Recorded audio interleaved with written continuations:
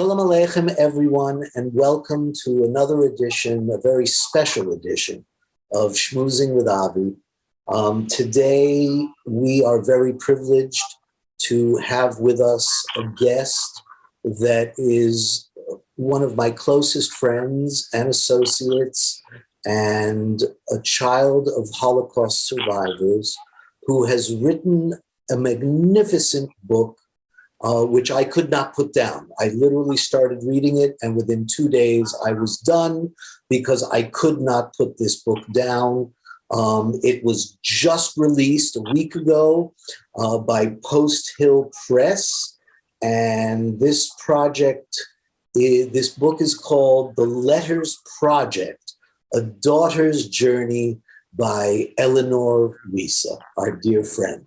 We are presenting this as part of our International Holocaust Remembrance Day, YI Remembers commemoration.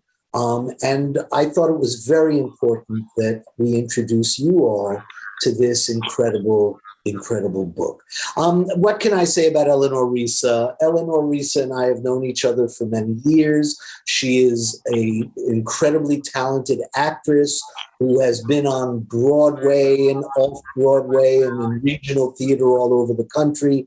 She is a Tony-nominated director whose work has been seen on Broadway and off-Broadway, and she is an incredibly talented actress who I've worked with on many different projects.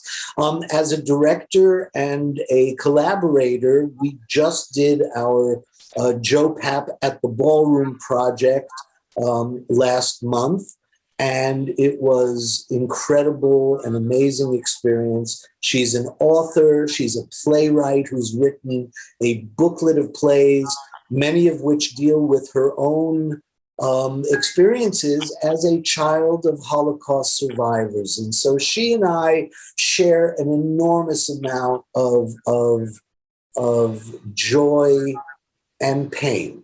And I think that's some of what we will be discussing today. So I'd like to invite to join me the great Eleanor Reissa. Eleanor, please join us. Shalom Aleichem, mein Teil. Hi, Avi. It's such a pleasure to have you join me today to talk about your book. This is your first book in the sense that your prior books were compilations of your plays, yes? Yes, they were only one, and it was an anthology of my plays. This is actually a memoir. Right. And an amazing memoir it is. Thank you. It's called The Letters Project, A Daughter's Journey. And so I know a little bit about how you came to write this book, but I would like you to please share with those who are watching us right now, what is The Letters Project? How did it come into your life? And how long has it been brewing? And, what did it take to become a reality? Because it's an amazing book. Thanks. Thank you. My parents, who lived through the Holocaust, died, both of them, a long time ago. My father died in 1976, having been born in 1901. And my mother died in 1986, having been born in 1922, I think. When she died in 86, which I guess is more than 30 years ago, I found in her lingerie drawer a pocketbook, a very pretty old pocketbook. And in the pocketbook, there was a baggie of letters. And it turned out to be 56 letters, all written in 1949, and all with stationery that on the top said C.H. Schlisselberg, which is my real name, and importer, and then some German words and address in Stuttgart, blah, blah, blah, all of them. And it was written in Latin letters, not Yiddish, but I could read the salutation, which was Tayere Ruchale in Shamale. Ruchale was my mother's familiar name, and Shamale was my brother's Yiddish name. But that was it. I couldn't Avi, I showed it to you. I Yes. showed you these letters Yes, you one did. time. And I Yes. said to you, what is this? Can you make it out? And you said to me, no, I can't. Right. And you were one of a number of people I showed it to, and nobody knew what it was, and I couldn't understand it because I didn't think my mother spoke German, and so I didn't understand it.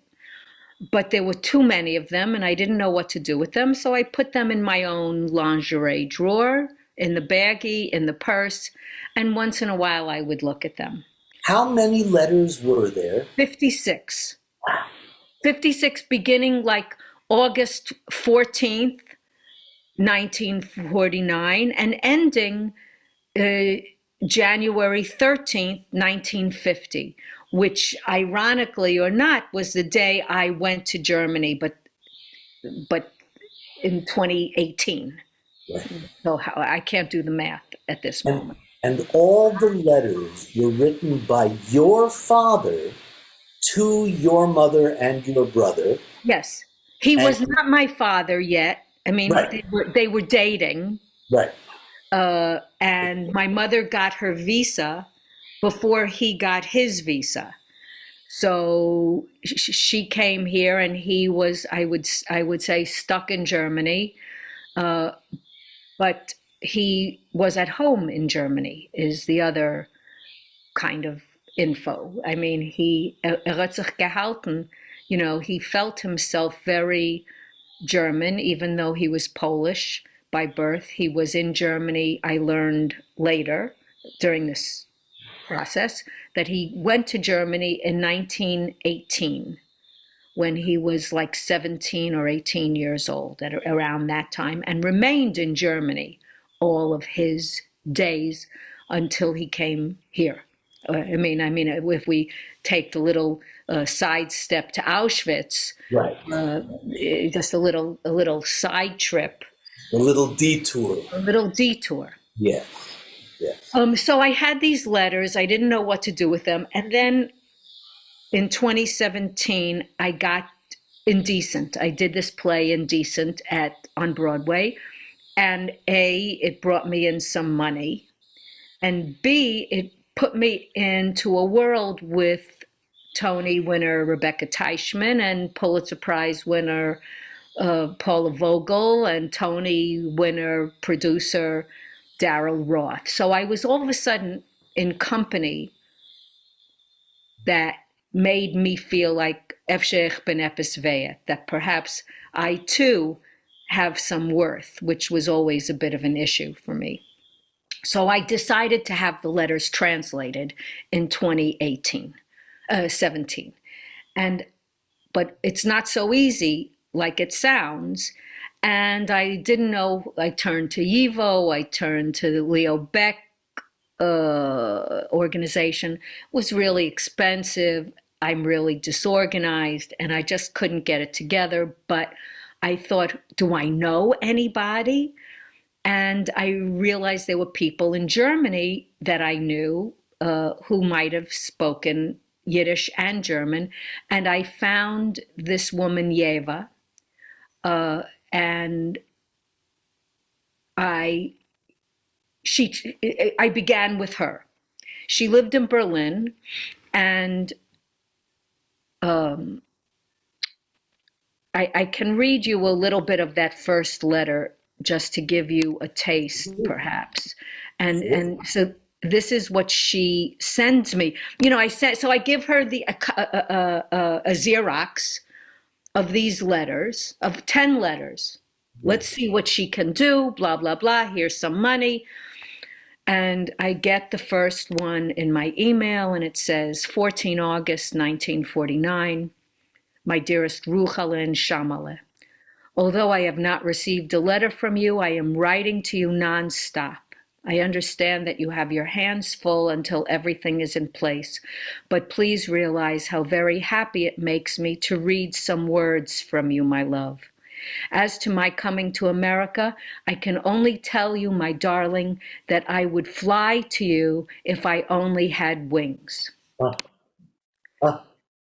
So I get this in an email, and supposedly this is written by my father, who I think of as a sweatshop worker with false teeth and blackened hands because he dyed paintbrush bristles. That's what he did for a living when I knew him. A green. A complete green. Right. A green. I mean, his English was terrible. My perception of him was of an other. Right. And I, of course, wished he was not. Of course. I, of course, wished he was like everybody else's father. And little did you know that in German, he was a romantic. That's correct. That he wished, if he had, that he was writing poetry. I mean, I had no idea. And that began the translations. And what happened and what really was the impetus to this book, and if it were not for Yeva, there would not be a book, or certainly not this book, because the book is about a journey. And so I sing with Frank London a lot. And that year in November of 2017, he and I had a couple of gigs in Europe, and one of them was in Berlin. And that's where Yeva lived, and I was going to see her, give her some more money, give her some more letters. And we meet for a coffee. And she says to me, you know, my brother lives in Stuttgart. I said, oh, that's nice. She's right around the corner from the address on your father's letterhead. What? Yes, and I'm going there in January of 2018. And so if you want to go with me, I'll go early and we can go there to Stuttgart. What? Go to Stuttgart? Oh, yes, and we can go to Ulm also. It's nearby. Ulm is the DP camp where my mother was, right? And where your mother was, nearby. Sure. And I was like, what?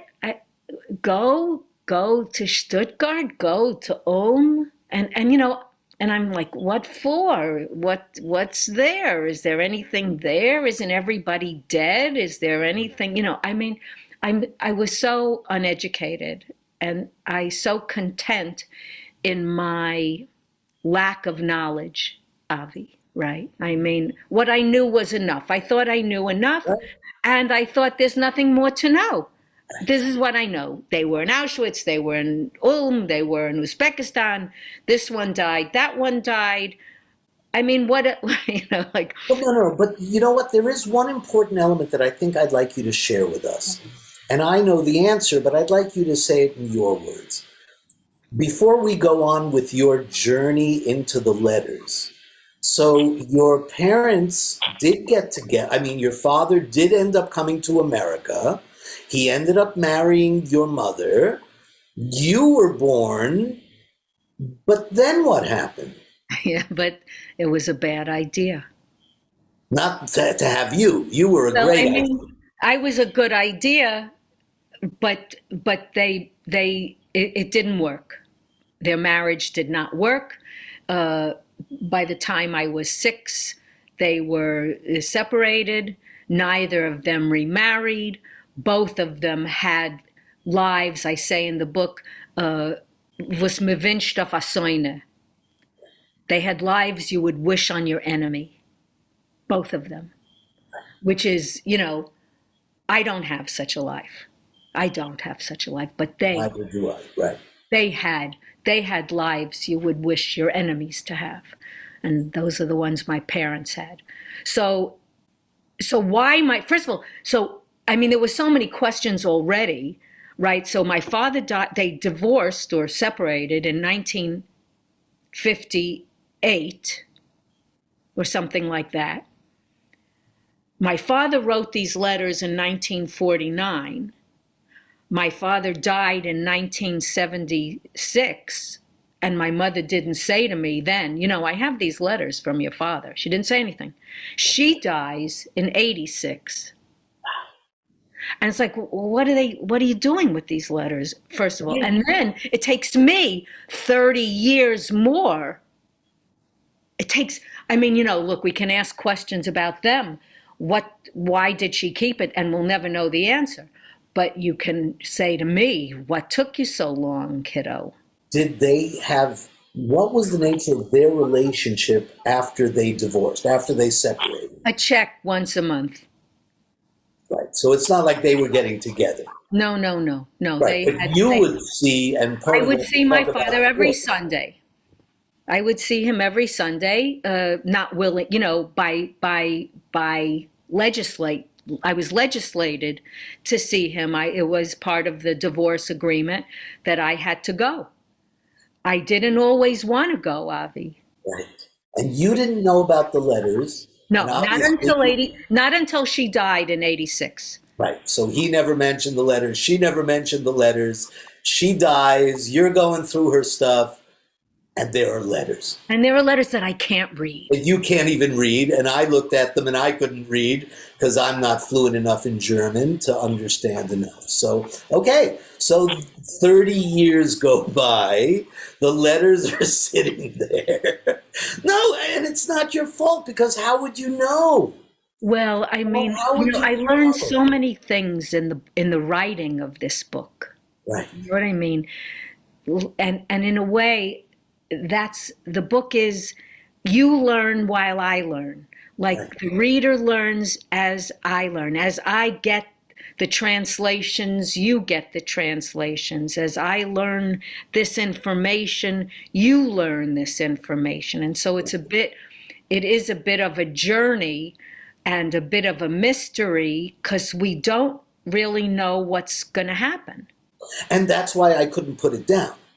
Because I started reading, and I know you, and I kind of remember the stories about your father. I think I met your mother, more than once. I kind of knew a little bit, and I'm reading the book and going, oh my God, what's going to happen now?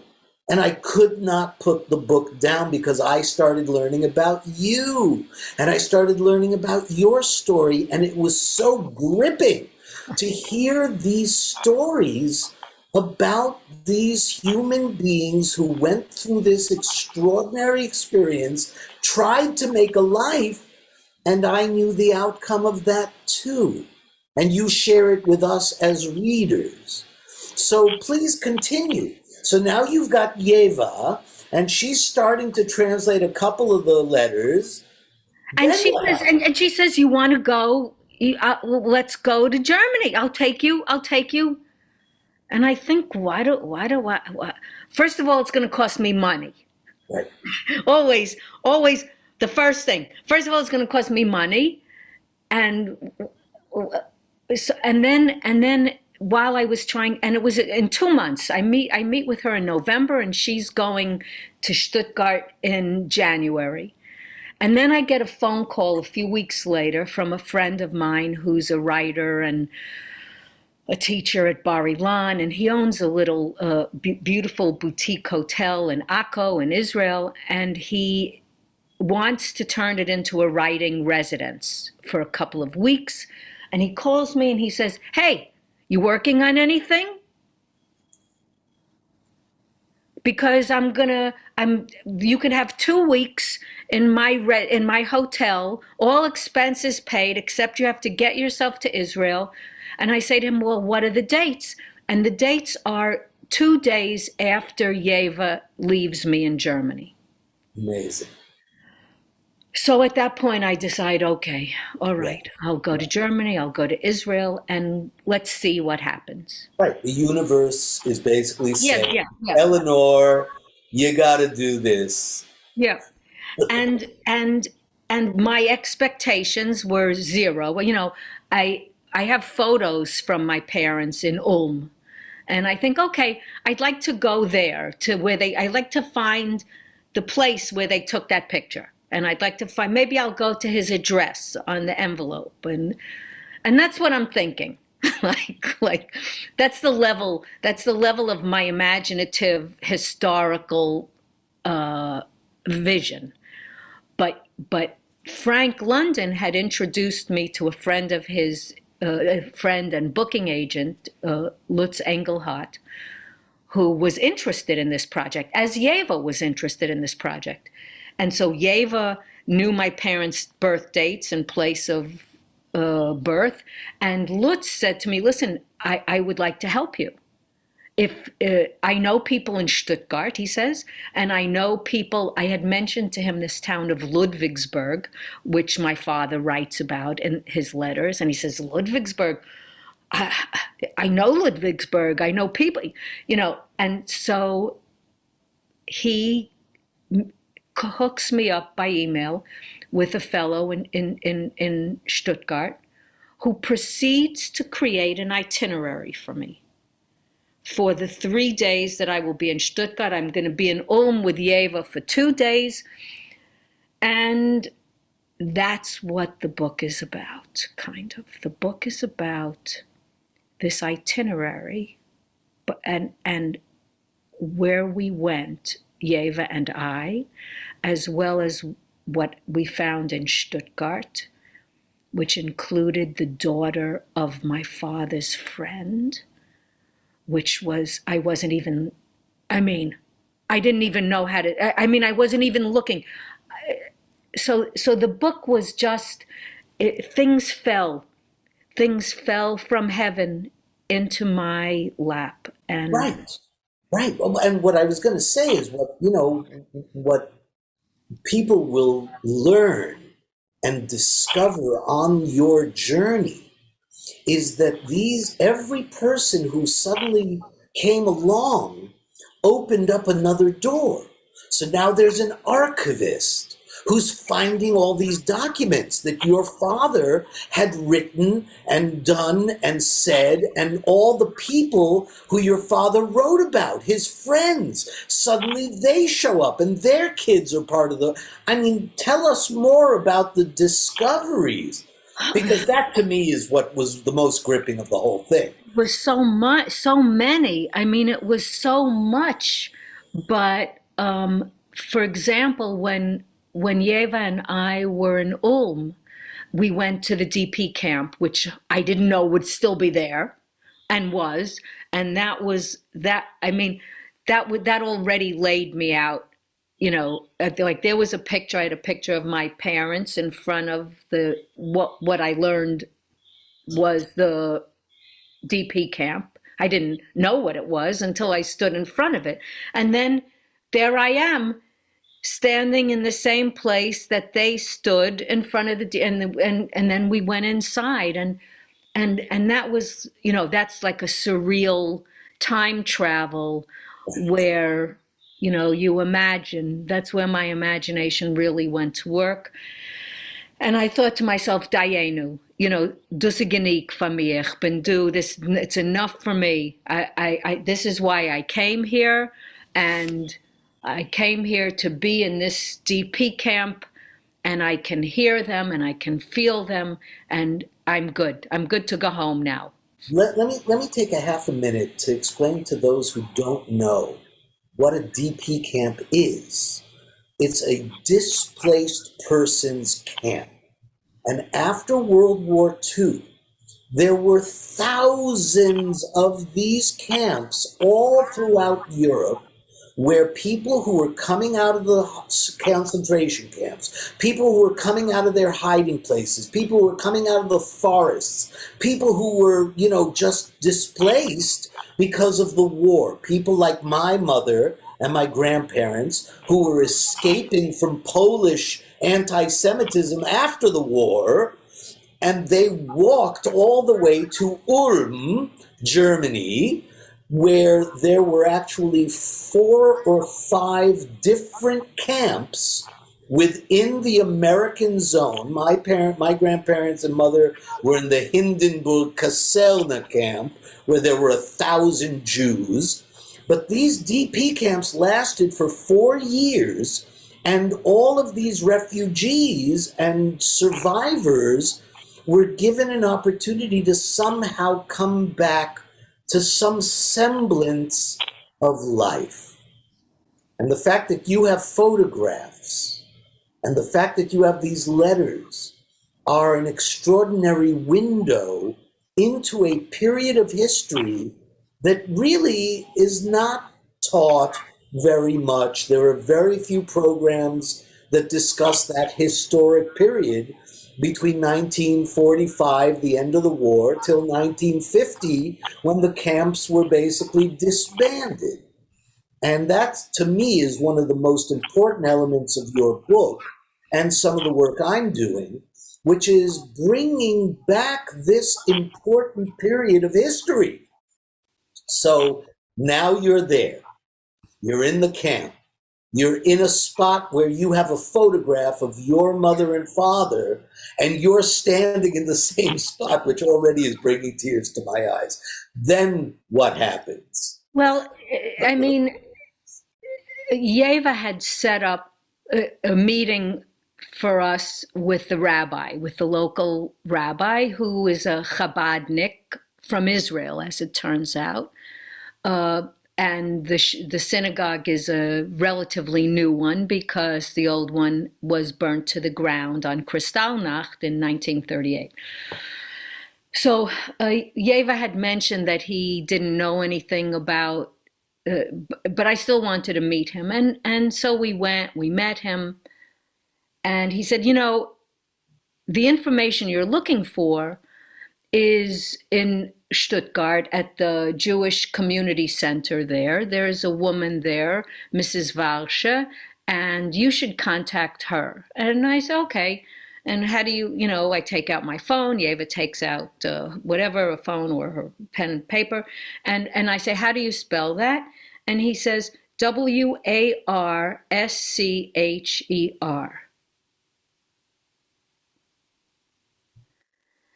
And while we're sitting there, I think, isn't that the name of my father's friend on the back of a picture? Don't I have?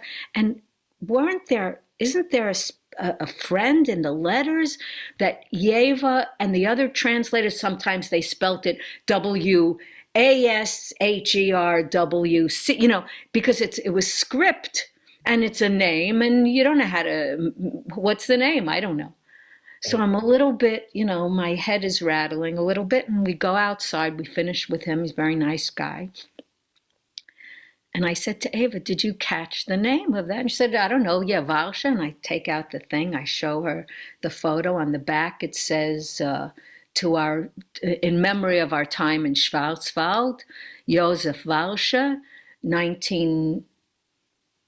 I don't remember, 40-something, 7, 8. And she realizes it, I realize it, and it's like, what? So she writes that woman on it. She sends her an email that night, and because we're going to be in Stuttgart the next day, and let's see, you know, in the meantime, the guy that had made me an itinerary for my time in Stuttgart had in his itinerary meeting with the head of the Jewish community center, Hospitalstrasse 36. Yeah, okay, whatever. Whatever, sure, okay, well, I don't know, whatever. So the next day, we got word from the archivist in Ulm, who said, Yeva had set that up, and he said, listen, I found a lot of documents about your father in Ludwigsburg. And these are the links to your father in Ludwigsburg. And they close at 6, but the last thing is at 4. And Yeva is like, let's go. And I'm like, well, wait, we didn't find the place on the river. We didn't go to and she said, let's go.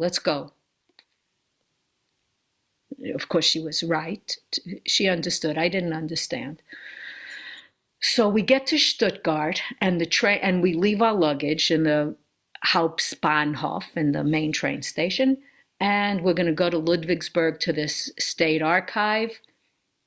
But we hadn't heard back from the woman, Walsche. So I think, well, let's just call her. So while we're waiting, I call, and she picks up the phone. And I said, hello, my name is Eleanor Reissa Schlüsselberg. And my father was a survivor and lived in Stuttgart. And I'm just wondering if I don't even remember now what I said. I wrote it in the book, but I don't remember. And I think I said in his letters, there was a man named Varsha. I'm just wondering if Joseph, right. Yes, Joseph Varsha. I'm just wondering if by any chance you know him or knew him, if there's any relation. Right.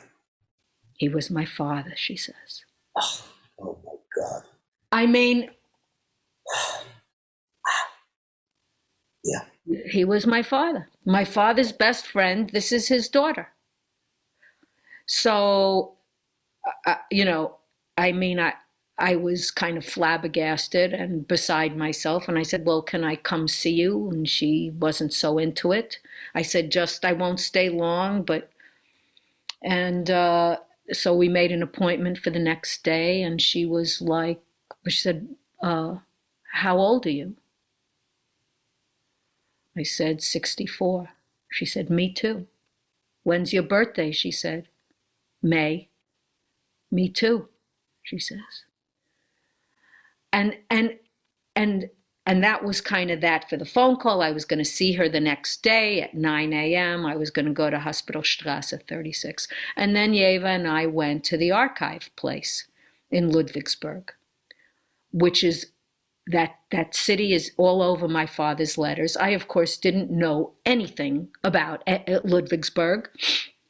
And it turned out there was a lot to know. And we went to this archive and just stacks and stacks of documents. I mean, with my father's name on it, with my father's first wife's name on it, with my father's first daughter's name on it, with his brothers, with my grandfather, files, Avi, like not just, like what you were showing me, the concentration camp ID or whatever, but boatloads of things.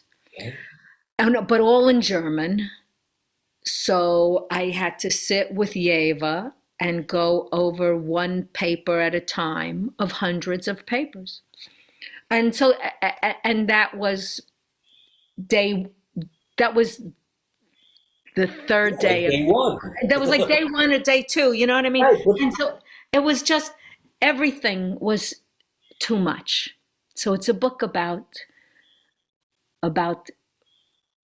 the past and the present and the future. And well, but it's more than that, Elle. And I know you can't be completely objective about it because it's your story. But as an outsider, as a reader, even though I know you, I wasn't reading the book about you. I was reading a book about your journey. And what I was amazed by, and I've experienced this myself in different ways on different projects, the idea that in one day you were able to it's like becoming a detective. It's like Holocaust CSI. It's suddenly, you're on a detective show and you're being fed these documents, and in one day, every single day of your journal, of your book, you suddenly discover an entire world of people and places and characters, and you connect the names with the pictures and the places with the actual buildings and the photographs and the documentation and the incredible story. I mean, you mentioned, yes, my father's first wife. That's a whole story in itself, because what happened there? And you talk about it in your book, so I'm asking you. So what happened with your father's first wife and the children that he had with her? He married her. She was, so all of this is, I learned this on this. Right. And we learn it with you. You learn it with me. When I learn it, you learn it. And until I know it, you don't know it. Right. He married. She lived in Munich, but she was from Poland, and they had two children. A son, Heine, who was born in 31, and a daughter, Frida, who was born. I'm apologizing for forgetting, but I think she was born in 34 or 35. And when the war came, they managed to put Heine on a kinder transport. He was 7. It was a few days after his Kristallnacht was a few days or the day after his 7th birthday. He was very young to go on a kinder transport. And he got on a kinder transport to England. And that was, that's kind of that. And in the meantime, the daughter, Frida, was too young, Taka, to put on the transport. And so Yeva and I learn in these documents that my father, that his wife, Hannah, and his daughter, Frida, were sent on a transport with Jews on a Nazi transport to Izbika, or as we say in Yiddish, it's Ishbitza. Ishbitza. And that was in February of 42 or April of 42, ich gedenk nicht, and that's that. But my father is not sent to Auschwitz until February of 43. So already I don't know what the heck's going on. There's documents that say that, and I don't understand. And then so it really was. You had learned later when you were about 14, I think. About my brother. About your half-brother living in England. For those of you who don't know what the kinder transports were, they saved Jewish children, put them on trains, and sent them to England, where they were put in with British families. And sometimes, most often, the parents didn't survive. And these kids grew up not really knowing that they were children of people, Jews who were killed in the Holocaust. In your case, you found out about your half-brother and what happened with him, because that in itself is an amazing story. I mean, I just want to say that some parents did come back. Yes.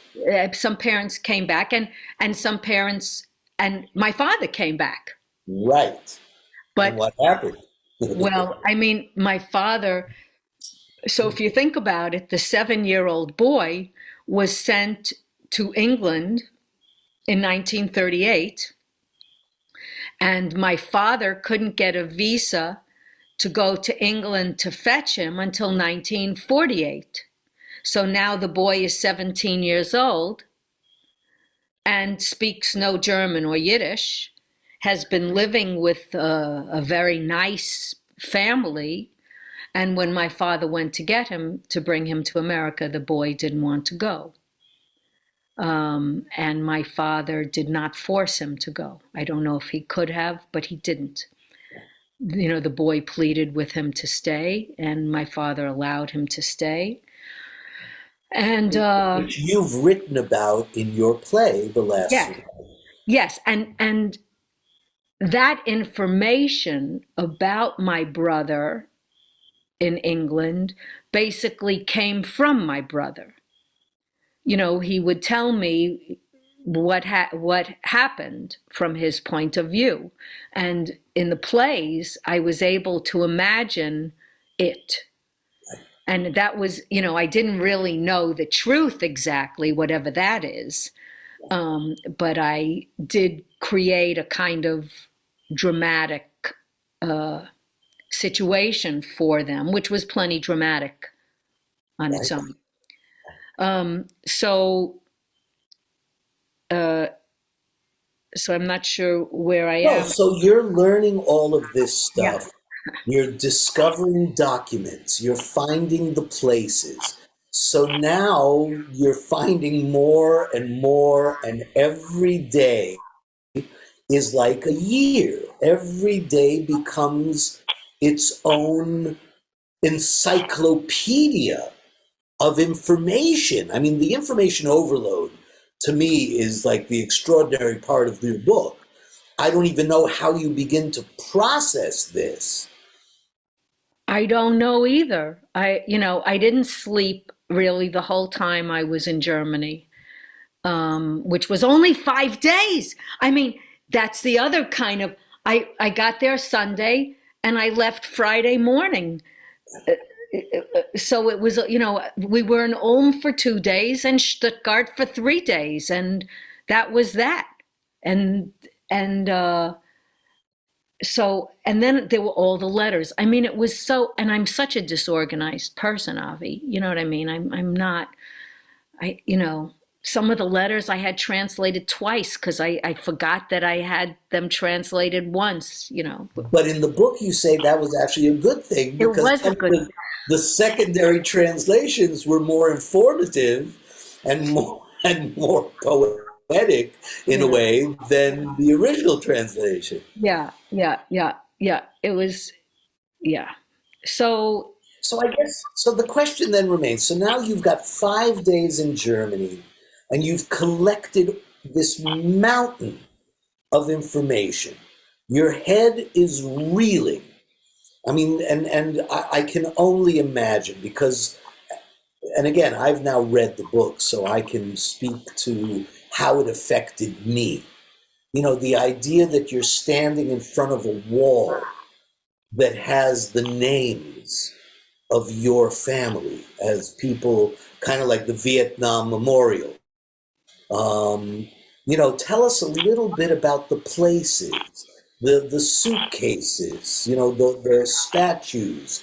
Um, how and I know from my own experience how that feels, but I'd love for you to share how it felt for you to be there.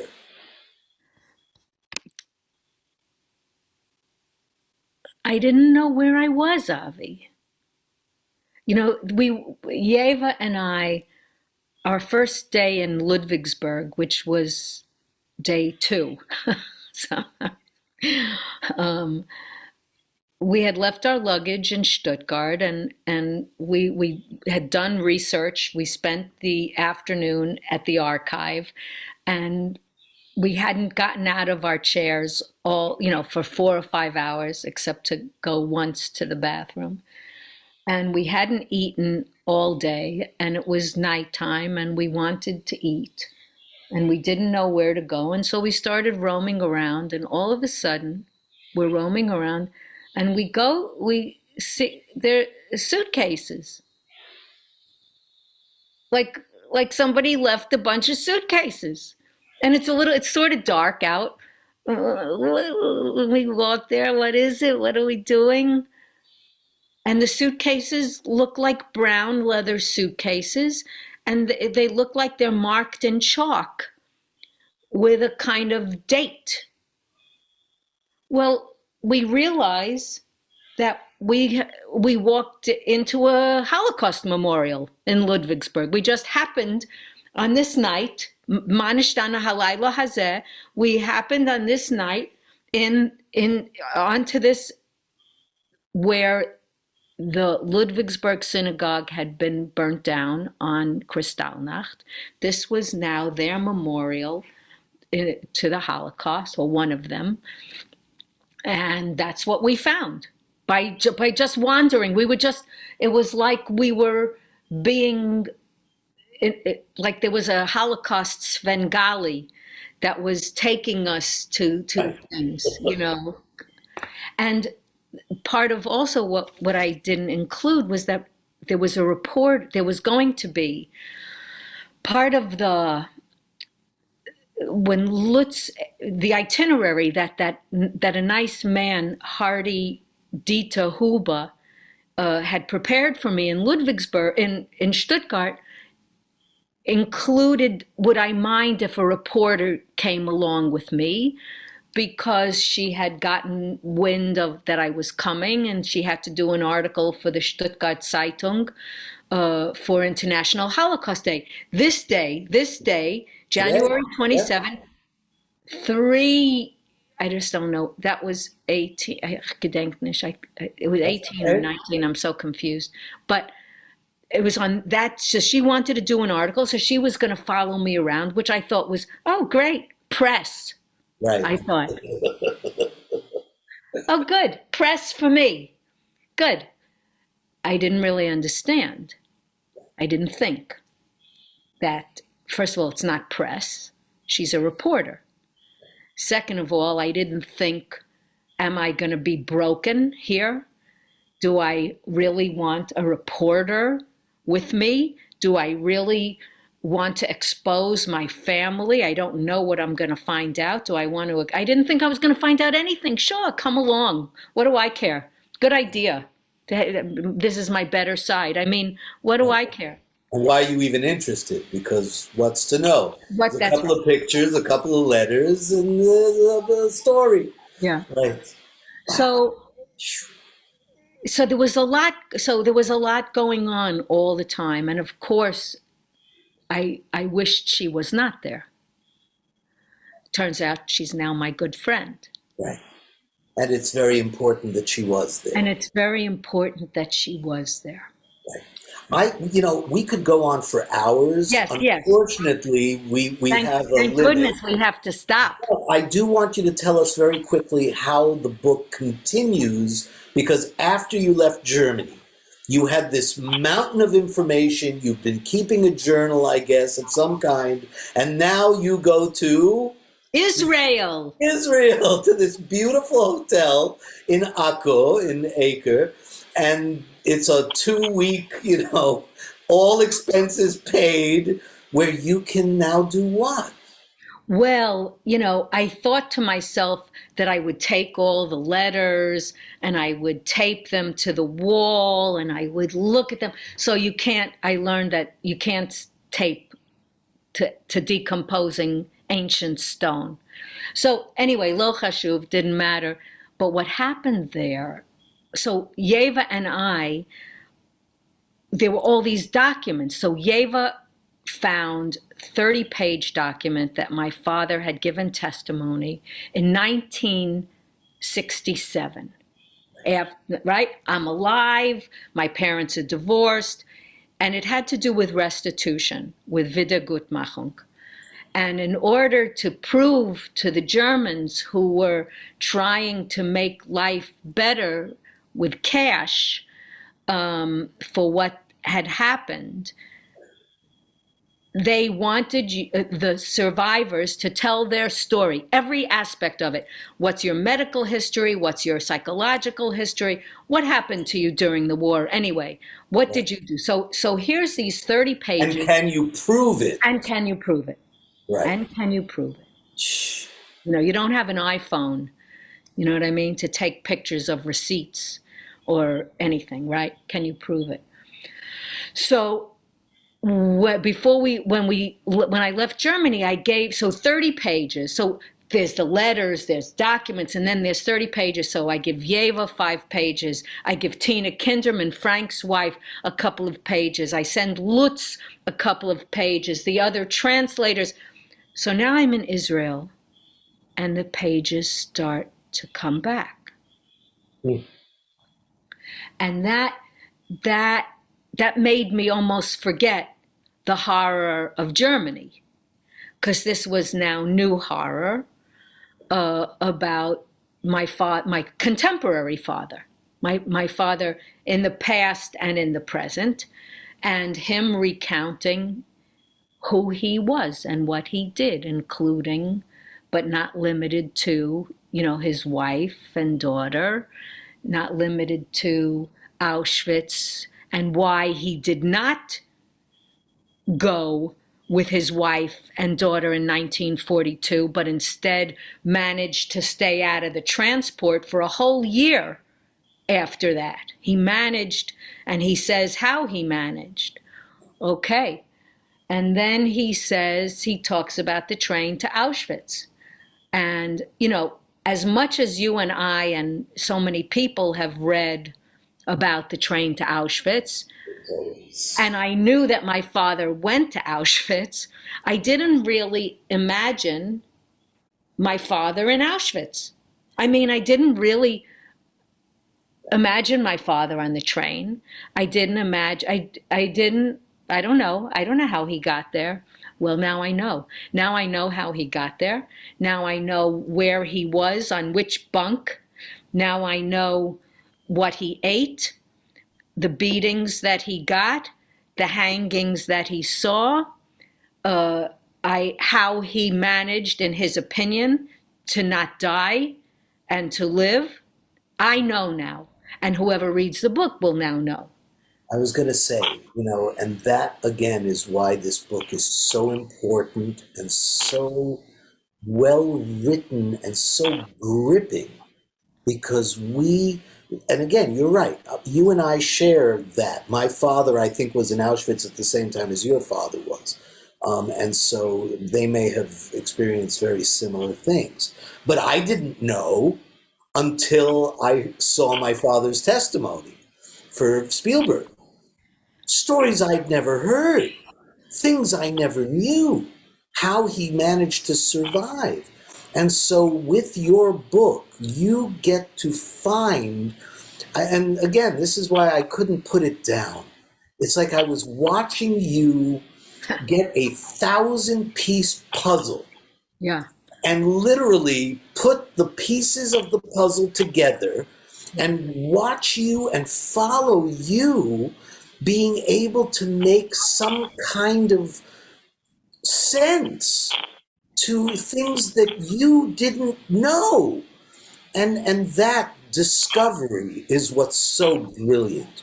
And so, ladies and gentlemen, any of you watching this program, you have to buy this book. You can, it's called The Letters Project, A Daughter's Journey. I can assume you can get it on Amazon and Barnes wherever you Noble, get your books. wherever you buy a book. And it's also an audio book now, yes? Yes, on Audible, and I do the narration. Which has to be magnificent because you are an extraordinary actress, and I can only imagine what it must have been like to record that book. And I can only say that if you don't read this book or you don't listen to this audio book, you are depriving yourself of an extraordinary experience. Some of it's funny, Avi. Yes, some of it is. I was laughing out loud only because you're so funny. And so being able to share how you see, you and I are very different in how we look at things and how we approach life sometimes, even though we have so much in common. I was laughing so much at your take on some of this stuff. And then, of course, just to learn the details, and every story is unique, and every story is its own puzzle. And we cannot lose these puzzles, and we must do everything we can to bring each one of these puzzles into the public sphere. I would love to see this book become a movie or a TV show, because it's that important and it's that interesting, which is why here, we at YI remember International Holocaust Remembrance Day, why we remember Kristallnacht and all the stories as much as we can rediscover, why we, commemorate Yom HaShoah and try to never forget. We always say never again, never forget, but you know what? It's ever again, and it's never again is now, and we can always remember forever. To me, it should be remember forever and not just never forget. I would rather look at the positive way, and we are always finding more. And as long as there are children of survivors, as long as there are people who are going into these archives and rediscovering these things, there are so many hidden stories, and your book brings out one of the most incredible stories, and I can only thank you Thank you, for Avi. your Thanks book. so much. Thank you. Great. So, ladies and gentlemen, thank you for joining us once again for I hope, an interesting schmooze with an amazing person named Eleanor Reissa. And please watch the rest of our programs today. And, And I just want to say also, Avi, that, if whoever is watching should help why I love Yiddish, and it's such a worthy, important organization, and it need listen, everybody has to eat, even artists. yes. Thank you. So, yes, you can go to our website, whyilovejewish.org. If you're watching this now, there's probably a text to donate button you can click. Click that. You can donate in many different ways on our website, on our texts, and you can send us checks in the mail, whatever you feel comfortable with. And we will continue to do everything we can to bring you the most important and most interesting stories, and celebrating our culture, the good, the bad, and the ugly, and the beautiful. And your book is all of those things. Thank So you, Avi. thank you for being part of our life. Thank you.